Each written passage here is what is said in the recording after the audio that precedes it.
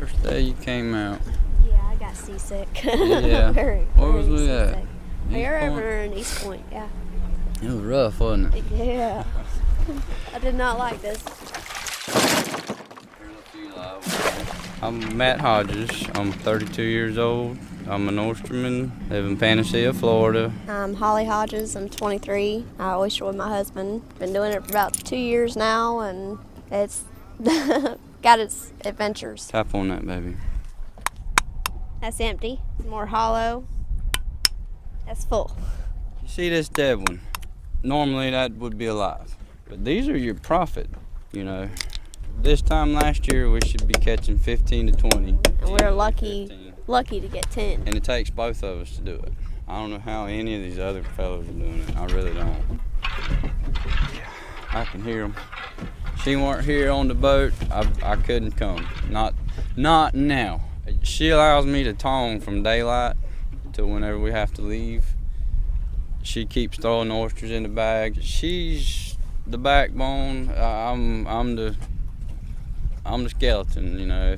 Hunter, are you measuring them oysters? I see a lot of 3 inches going overboard. You realize how long I've been doing this, and you're really gonna question me? I'm sorry. Go ahead. Sides up a little high. Obama and Romney, yeah. Honestly, I think they're about equal. Now, I can say this, if I had to vote for either one, Obama helped me keep my house. It was part of the hardship renewal program he had going on, and he did. He helped a lot of people keep their homes. For that reason alone, whatever Romney wants to say or not say, I would vote for Obama just based on that. I'm still on in. I mean, I like him, but then again, we're still at a deficit right now, so we're at a time where we probably need somebody else in the office. She's got her own mind. I watch more of the politics. Yeah, I keep up with work and the fish I was telling you about. Spanish mackerel. No, that's the mullet, honey. No, that was a mackerel. I promise.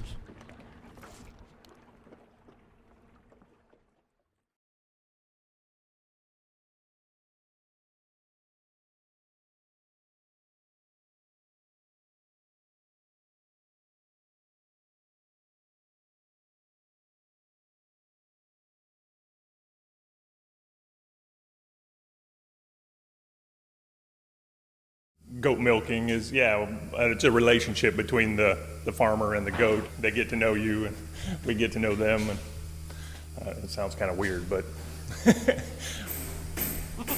what you're hearing now is the pulsators, which affect the flow of the milk. My name is Jim Ellis. I'm 45 years old, somewhere around there. I think he's 46. Yeah. I just had a birthday. Let me start over.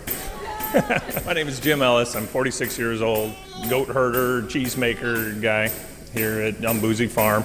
Hi, I'm Nancy Ellis, and I'm the cheesemaker's wife. They're work goats, but everybody has their own name and their own personality. We have Ashley, Chardonnay, Chub Chub, Clarice, Comet. They're also loved goats. Freckles, Fiona, Finale. When I first started here, we were milking 5 goats by hand twice a day. The season after that, 13 twice a day milking by hand, which both morning and evening milkings took about 7 hours each. And now we're milking 8 at a time with this machine. So we milk the whole herd in a half an hour and then we're done. Natasha, Nutmeg, Opal, Peaches, Pudding. I'm going to vote for Romney. It's the best of 2 options. You know, watching the debate, both Democrat and Republican, you know, they're all saying, well, let's tax the rich more and try to save the middle class. Well, from my own personal experience, if you let the rich get richer, it will help the middle class. My boss, Mr. Bond, when he does well, then he pays us more and gives us bonuses. And so in my view, if my boss was allowed to have more money, to get richer, to have even less taxes, it would increase my income, allow me to hire more people to do the things we want to do, make this a better business. It's my own trickle down theory. Let's go, out, stop and smell the roses, let's go.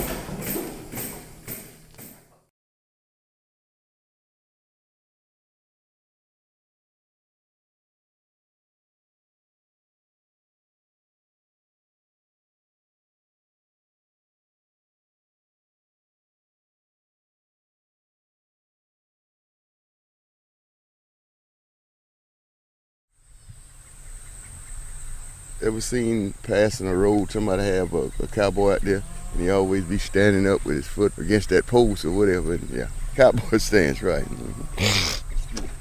Come here, Boots. It's Boots. Come here, Thomas. They jealous of one of them. Thomas, come here. Come here. Push that tailgate up. We had an old saying when we was doing coon hunting. Say, when the tailgate drop, the bull stop. Good morning. My name is Ivory Lucky. I'm originally from right here where I'm standing. This piece of property, my foreparents got it from the Indians or somebody. It's been in the family since the 1800s. And I cut bale hay and raise cattle for a living. Yes, somewhat of a cowboy. Yeah. Come on, girl. Come on. There was an auctioneer his name was Gene Babbitt, and he used to call me as is. I didn't have money to buy the good animals. I had to buy a cheap animal. And so that's where I got this start. I buy them crippled or sick, try to make something out of it. And like all these cattle here that you see was bought as is. And I got a pretty good herd now, I think. I'm a 8-toe cowboy. I got 3 toes on the left foot and a bum knee on the right. But I can't lay in the bed. I'm not one of those men can lay in the bed and watch the TV. I don't like that. I like to work. I'm gonna turn around. I'm too old to get on a horse. And I'm afraid of horses. If I'm herding them up, I just use the 4-wheel and the dog. Yeah. I like Obama because he's trying to help the middle class people. And I'm a middle class. The rich don't need any help. They got everything they need. And Mitt is telling lies to become president that he's gonna help the middle class, he's doing it. But now when he first started campaigning, he said he ain't had no time for no poor man. Hello. No, I ain't gonna make it. No, I didn't buy anything. I'm broke. No, I ain't got nothing I want to spend. I'm gonna get straight in about another 3 or 4 weeks. I'm gonna sell something. All right, I got some fellas out here I'm talking with. All right.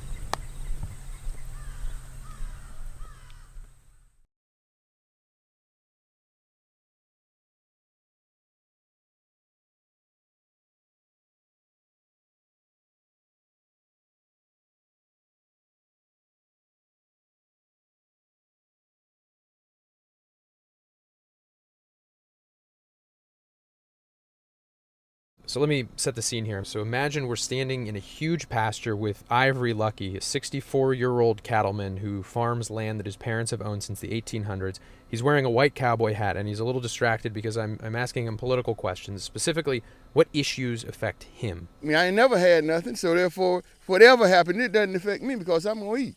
And doesn't. Ivory just stops talking mid-sentence, and he takes off towards his Dodge truck. He's booking it, and this is a 64-year-old guy who normally takes his time. He's a disabled veteran. He's missing 3 toes, and he walks with a limp, but he's gone. I hate to cut you off like that, because I don't know where the cows went. About a dozen cattle have wandered out of an open gate. They're nowhere to be seen, so we pile into a pickup truck. We take off back to his house, grab 2 of his cattle dogs, Thomas and Boots. Y'all ready to go to work? Ready to go to work? Huh? Thomas and Boots come running out, jump into the back of the truck. When the tailgate dropped, the bull stop. We take off back to where the cattle wandered off, and we hear this ungodly crashing. Ivory's cousin lives across the street from where the cattle escaped, and apparently he is a big-time hoarder. His yard is covered in rusted tools, glass jars, old beer cans, and here's this line of cows just like tripping over this pile of trash, trying to get somewhere where there's grass. On a ranch or farm, you never know from 1 hour to the next where you're going to be or what you're going to be doing. This is an example of what I'm talking about. Ivory told me it's important for him, for a presidential candidate, to understand what it's like to be a working class guy like him. And after seeing what I saw today, I'm not sure anyone will entirely understand quite what it's like to be Ivory Lucky.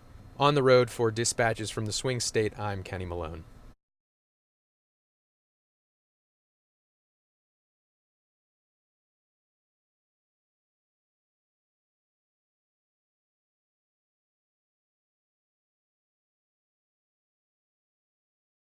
A little over a month ago, on the Florida Roundup, host Phil Latzman made a request for the Dispatches project. I'd like to see, I want you to find, if somebody's voted in every election since FDR or something, you know, to be old enough to vote in every election since FDR in Florida. I don't know if there's somebody like that out there. My name is Selma Friedman. I'm 102.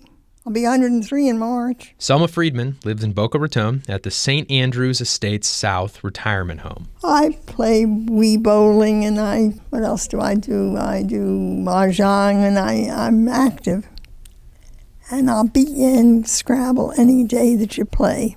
Selma spent most of her life in New Jersey. She started as an art teacher, then after World War II, opened a discount store with her husband. The store did well. In 1980, she and her husband retired to Coconut Creek. And we played golf and played bridge and had ourselves a good retirement. In Selma's first Florida election, she voted for Jimmy Carter. I don't know why I liked him better than Reagan, but I did. I thought Reagan was a movie star, and I didn't expect him to be a good president. But apparently a lot of people thought he was a good president. He fooled me. As a lifelong Democrat, Selma's voted on the losing side of more than a few landslides. In 1952, she voted for Adlai Stevenson against Eisenhower. I didn't want anything connected with the Army. In 1988, she voted for Michael Dukakis. I didn't like Bush at all. I didn't. Wait a minute. Are we talking about the old Bush or the young Bush? This is the old Bush. The old Bush. This is old Bush. Well, he wasn't that bad. And then there was 1972, Nixon-McGovern. George McGovern could have used Selma's vote. I think I was in the hospital at the time. I think I had broken my hip, had a hip operation, and that's why I didn't think of anything else but myself at the time. Other than that, Selma Friedman has voted in every presidential election since FDR or something, you know. Selma has a better recollection of casting her first ballot than a lot of her others. She was 20 years old, it was 1932, and it was the first time she could vote in a presidential election. FDR was running against incumbent Herbert Hoover. The American people will register their firm conviction that this administration has utterly and entirely failed to meet the great emergency of modern times. Selma was still teaching art in New Jersey at the time. She remembers making FDR posters with the kids. And I don't remember the children being as interested in politics or what was going on in the country as they were at that time, because it was affecting all of their lives so much. They were really suffering from the lack of money. 20 elections and 80 years later, Selma Friedman says she watches more news and more politics than ever before. I'm Kenny Malone in Miami. And I'll be in Scrabble any day that you play.